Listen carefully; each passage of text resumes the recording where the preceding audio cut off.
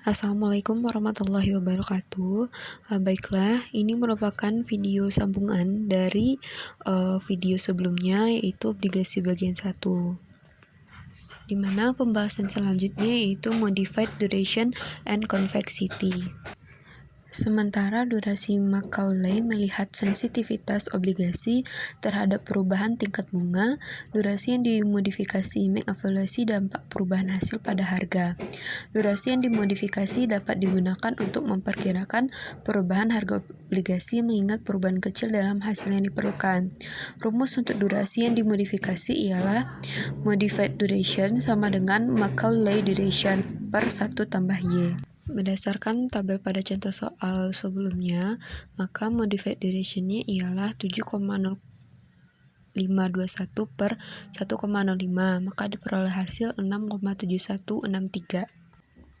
Berikutnya ialah perubahan harga obligasi. Dapat dicari dengan rumus, perkiraan perubahan harga obligasi sama dengan minus durasi modifikasi dikali delta Y dikali B, di mana delta Y sama dengan perubahan hasil, B sama dengan nilai sekarang dari obligasi. Dengan menggunakan contoh sebelumnya, maka akan diperoleh perubahan harga obligasi ialah minus 1,035.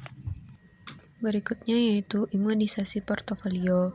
Imunisasi adalah teknik yang digunakan untuk manajer obligasi yang memungkinkan mereka untuk memenuhi aliran arus kas keluar yang dijanjikan dengan tingkat kepastian yang tinggi.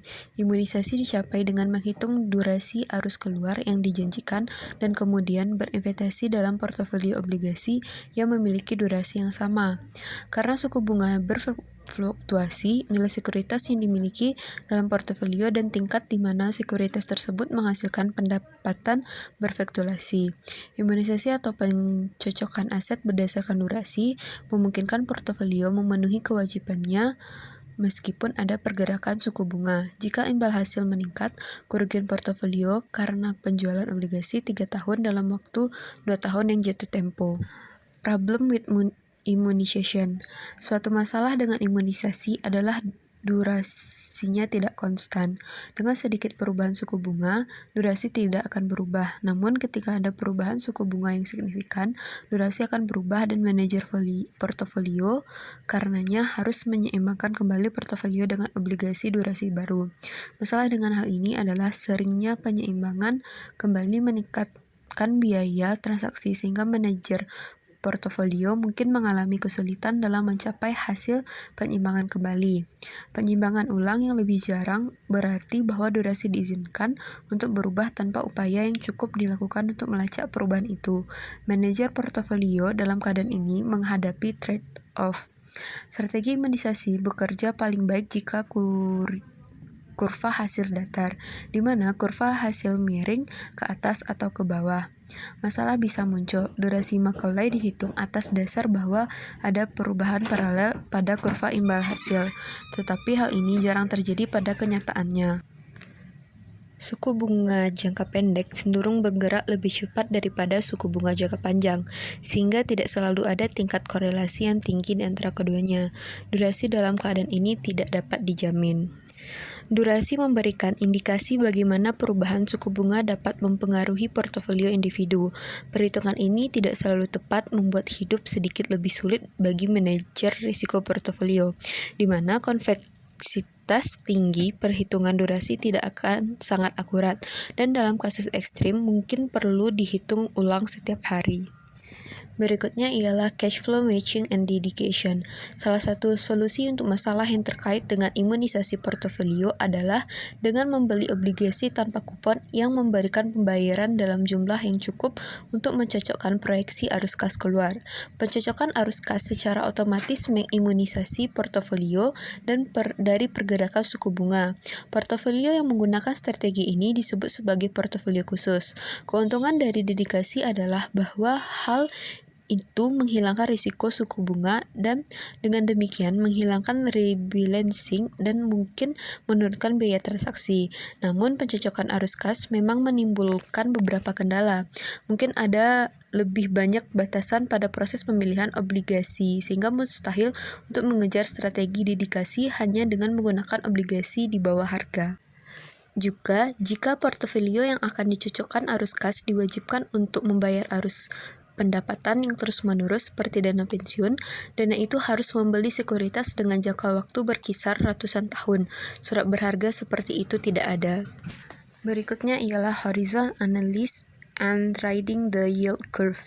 Analisis horizontal mempertimbangkan pengembalian obligasi selama cakrawala waktu tetap karena pengaruh utama pada harga obligasi diasumsikan berubah.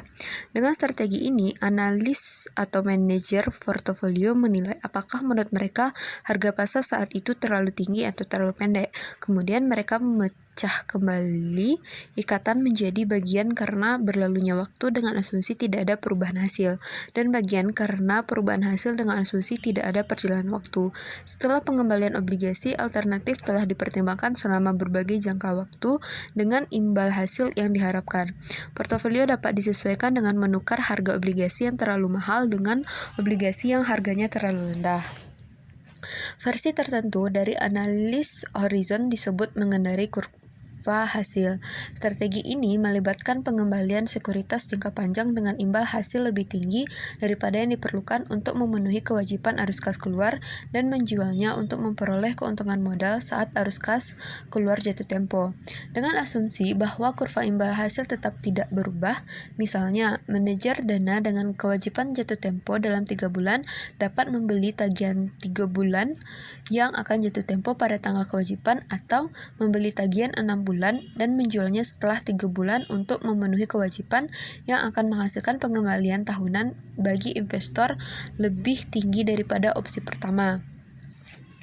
Strategi ini hanya berfungsi jika kurva imbal hasil miring ke atas dan tidak berubah untuk sementara waktu. Juga strategi ini melibatkan biaya transaksi yang lebih tinggi karena manajer portofolio harus membeli dan menjual sekuritas daripada hanya membeli sekuritas dan menahan sekuritas itu hingga jatuh tempo. Berikutnya ialah bond portfolio performance measurement. Kinerja portofolio obligasi dapat diukur dengan menghitung excess return terhadap durasi relatif, di mana ukuran risiko adalah durasi. Cara menghitungnya, excess return to relative duration sama dengan RP kurang RF per DP per DM, di mana RP sama dengan pengembalian portofolio, RF pengembalian bebas risiko selama periode yang sama, DP atau DM sama dengan durasi portofolio untuk DP, dan DM relatif terhadap pasar.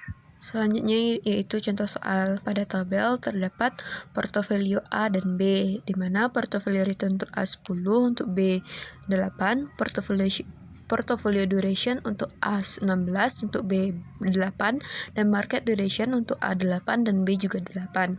Dengan asumsi tingkat bebas risiko adalah 5%, maka untuk portofolio A sama dengan 10 kurang 5 per 16 bagi 8, maka diperoleh 2,5, dan portofolio B 8 kurang 5 per 8 per 8 sama dengan 3. Oke, mungkin hanya itu penjelasan dari saya. Terlebih terkurang saya mohon maaf. Saya akhiri dengan wassalamualaikum warahmatullahi wabarakatuh.